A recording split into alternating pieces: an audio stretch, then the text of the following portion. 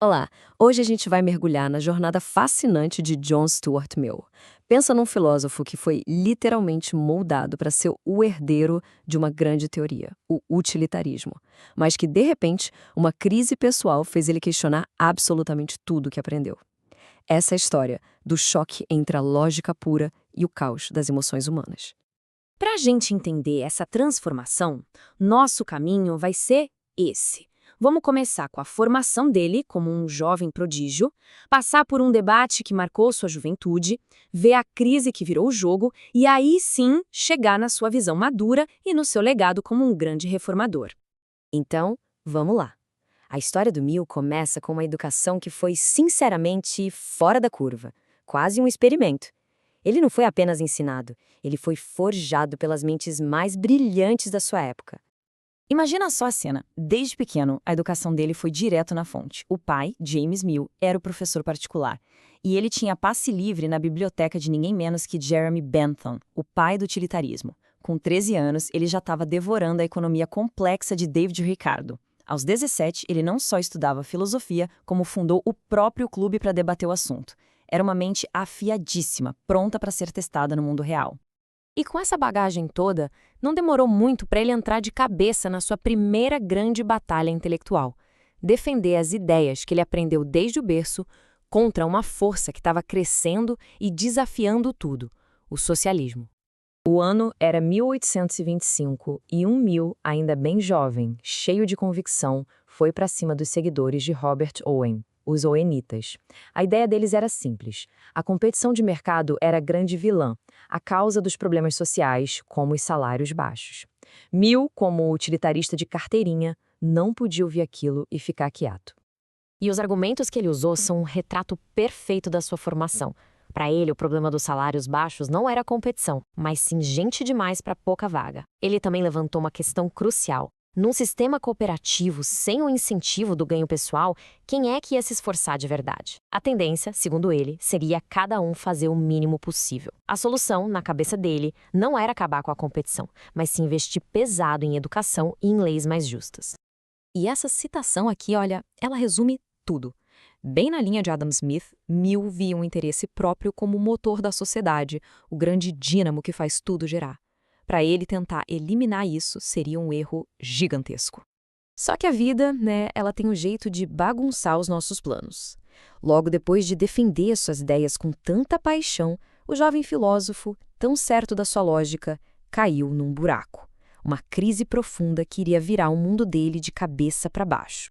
Ele descreveu um vazio imenso.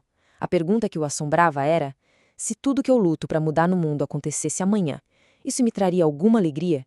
E a resposta que veio foi um não aterrorizante. Ele percebeu que sua educação, tão focada na análise e na lógica, tinha simplesmente aniquilado sua capacidade de sentir. A busca pela felicidade geral, o pilar do utilitarismo, de repente soava oca. Mas, ao sair dessa crise, Mill não era mais o mesmo. Foi uma transformação. Ele ressurgiu um pensador muito mais completo, mais cético da lógica pura e, pela primeira vez na vida, genuinamente aberto a ideias e sentimentos que a sua criação tinha ensinado ele a ignorar. E essa mudança interna, claro, transbordou para o seu trabalho intelectual. As visões dele sobre economia e sociedade, que antes eram super rígidas, começaram a se flexibilizar e a evoluir de um jeito impressionante. E duas influências foram cruciais nesse processo. Primeiro, Auguste Comte, que mostrou para ele que as instituições sociais não são verdades eternas, mas coisas que mudam com a história. Mas a influência mais forte de todas, sem dúvida, foi Harriet Taylor, amiga, parceira intelectual e, mais tarde, sua esposa. Ele mesmo dizia que ela era sua igual, e foi ela quem o empurrou para uma visão muito mais social e reformista. E nada ilustra melhor essa mudança do que comparar edições da sua principal obra de economia. Olha só, em 1848, na primeira edição, ele ainda soa bem cético com o socialismo. Agora, avança só 4 anos. Na terceira edição, as objeções dele já estão, nas palavras dele mesmo, deveras atenuadas. Ele passa a questionar se a falta de motivação já não existe no trabalho assalariado e começa a acreditar que a inteligência humana é sim capaz de achar jeitos mais justos de distribuir a riqueza, uma virada e tanto. Então, no fim das contas, qual foi a posição final de Mill? Ele virou socialista?